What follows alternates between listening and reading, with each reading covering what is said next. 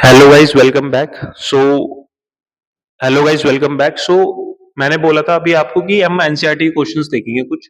तो ये एनसीईआरटी का क्वेश्चन है। ठीक है, आप देख सकते हो एनसीईआरटी में मिल जाएगा आपको। मैं एक बार क्वेश्चन जो है देख लेता हूँ। ठीक है, सो क्वेश्चन क्या है, एक मिनट रुकना। सो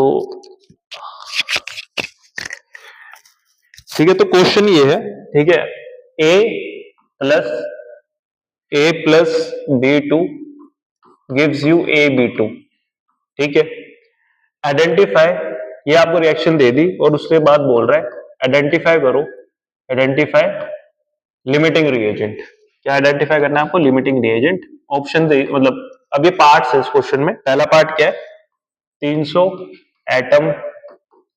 atoms of A react with 200 molecules of B, पहला पार्ट। दूसरा पार्ट आप लिख सकते हो, दूसरा पार्ट है आपका, दूसरा पार्ट है आपका 2 मोल ऑफ ए, ठीक है, प्लस 3 मोल्स ऑफ बी। ठीक है, 3 मोल्स ऑफ बी। ठीक है, तीसरा पार्ट है आपका, तीसरा पार्ट है आपका 100 atom of A react with 100 molecules of B. ठीक है, बी। तो हमें ये क्वेश्चन सॉल्व करना है। ठीक है, तो आपको क्या बताना है? लिमिटिंग रिएजेंट बताना है। क्या बताना है? Limiting reagent. पेन बदल देता हूं एक बार। हमें बताना है लिमिटिंग रिएजेंट। ठीक है, सो आपको क्या याद रखना है लिमिटिंग रिएजेंट के टाइम पे? कि आपको पता है जो क्वांटिटी लोअर अमाउंट में प्रेजेंट होगी वो लिमिटिंग रिएजेंट होता है। पहला तो ये। दूसरा ये है कि जब भी रिएक्शंस होते हैं आपको पता है ए बी के साथ रिएक्ट करेगा तब प्रोडक्ट बनेगा। ठीक है, ए जितना होगा उतना ही बी होगा। अगर मान लो जितना ए है, केस वन हमें याद है जिसमें ए और बी बराबर था, तो उस केस में तो कोई लिमिटिंग रिएजेंट नहीं होगा। बट अगर ए कम क्वांटिटी में है तो कम क्वांटिटी वाला रिएक्शन पहले खत्म हो जाएगा और बी जो है थोड़ा बच जाएगा, क्योंकि ए से रिएक्ट करने के बाद ए तो खत्म हो गया, तो एक्सेस में जो होता है वो बच जाता है रिएक्शन में, जिसको हमने बोला एक्सेस में रिएजेंट। ठीक है, अब ये क्वेश्चन करते हैं। तो लिमिटिंग रिएजेंट बोल रहा है 300 atom of A react with 200 molecules of B. ठीक है, बी। अगर मोलिक्यूल क्यों लिखा है इसने बी? क्योंकि हमें क्वेश्चन में B2 गिवन है। इसका मतलब ये बोल रहा है कि 200 मोलिक्यूल्स किसके हैं? B2 के। ठीक है, बोला 200 मोलिक्यूल्स कितने हैं? B2 के। ठीक है, अब आपके पास पता है कि B2 आपको गिवन है, ए आपको गिवन है, इसने आपको बोला 200 मोलिक्यूल्स। ठीक है, 200 मोलिक्यूल्स किसके? बी के। ठीक है, अब बी के मोलिक्यूल्स का मतलब क्या है कि ये जो B2 है ना, ये 200 प्रेजेंट है, 200 मोलिक्यूल्स गिवन है इसके।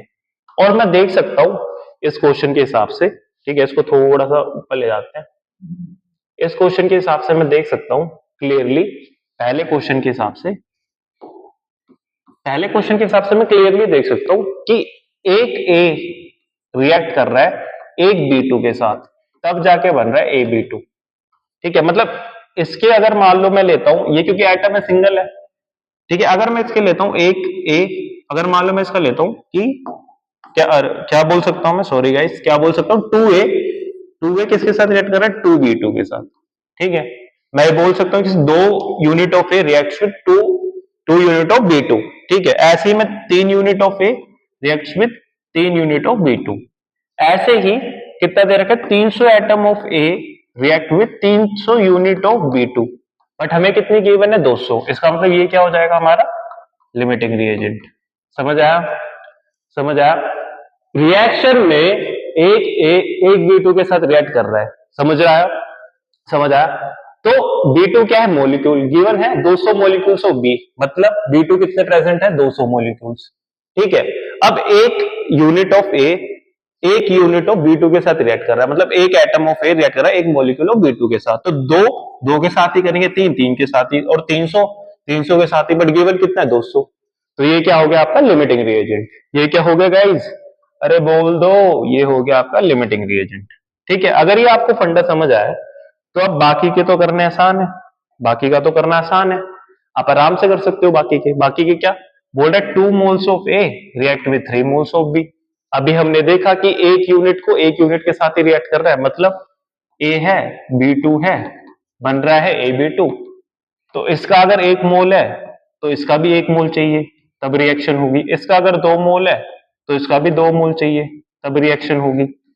ठीक है, तब होगी रिएक्शन। रिएक्शन मतलब कि यूनिट के हिसाब से मैं बता रहा हूं आपको, जो हमें रिएक्शन दे रखी है इसके बेसिस पे, क्योंकि इसका एक यूनिट इसके एक यूनिट के साथ रिएक्ट कर रहा है। ठीक है, हमें देख रखा है 1 1। ठीक है, अगर इसके आगे 2 लिखा हुआ होता तो केस अलग हो जाता फिर। ठीक है, फिर आपको एक के लिए निकालना पड़ता। ठीक है, तो ये देखो आप एक यूनिट एक के साथ, दो दो के साथ, तो इसका मतलब ये आपका किस में दे रखा है, लिमिटिंग, क्योंकि ये बोल रहे हैं कि आपको 2 मोल दे रखे हैं एक एक, और रिएक्ट हो रहे हैं 3 मोल के साथ। ठीक है, 3 मोल के साथ मतलब देखो एक मोल, एक एटम ऑफ ए को रिएक्ट करने के लिए एक मोलिक्यूल चाहिए B2 का। ठीक है, बट यहाँ पे हमें कितने दे रखे हैं, दो दो दे रखे हैं एटम ऑफ ए, 2 मोल दे रखे हैं ए के, जो रिएक्ट कर रहे हैं किसके साथ, 3 मोल ऑफ B2 के साथ। पर हमें चाहिए कितने, हमें तो 2 ही मोल चाहिए थे B2 के, तो एक एक्सेस में है, तो इसका मतलब ये क्या हो गया, एक्सेस रिएजेंट, और ये क्या हो गया आपका लिमिटिंग रिएजेंट। समझ आया, समझ आया। और लास्ट वाले में देख सकते हो 100 atom of A is reacting with 100 molecules of B, इसमें कोई लिमिटिंग रिएजेंट नहीं होगा। ठीक है, तो कहने का मतलब ये कंक्लूजन इज कि एक atom of A is reacting with one molecule of B2। ठीक है, अब अगर मोल के टर्म्स में बात करेंगे तो एक mole of A is reacting with 1 mole of B2, क्योंकि स्टोइचियोमेट्री आपको 1 1 दे रखी है, इसका मतलब अगर जितनी इसकी कंसंट्रेशन होगी उतनी इसकी चाहिए। ठीक है, बट यहाँ पे क्या दे रखा है, 2 moles of A is reacting with 3 moles of B2, but हमें कितने की जरूरत है रिएक्शन कराने के लिए, हमें सिर्फ 2 मोल ऑफ B2 की जरूरत है, तो एक एक्सेस में है इसलिए हो गया एक्सेस रिएजेंट, और ये क्या हो गया आपका limiting reagent. I hope it is clear.